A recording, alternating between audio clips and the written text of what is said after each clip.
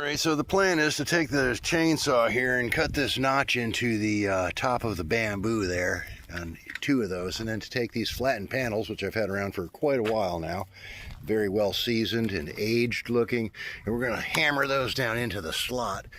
Then we're going to slice them off and then hammer this other one onto the top. At least that's the plan. So after an hour or so, you get the bottom ones all anchored in there, and get some screws in there, drywall screws. Then you start working on the other end. I trim this off, hopefully straight enough to match that curve of that. We'll try to get these in there. They're going pretty good, actually. There's a little flex to them, and if you move them, you know, endways, you can get them up in the slot there, and then drag them down in, and then bend these next ones up and maneuver them around a little bit and get them in there. It's not too bad.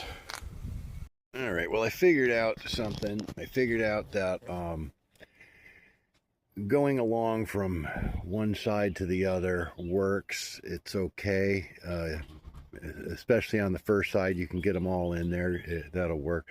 But then when you come over to the other side, if you try going down the line, it's going to start pulling the panels back and forth and maybe pulling them out of the bottom if you don't have them anchored in good enough.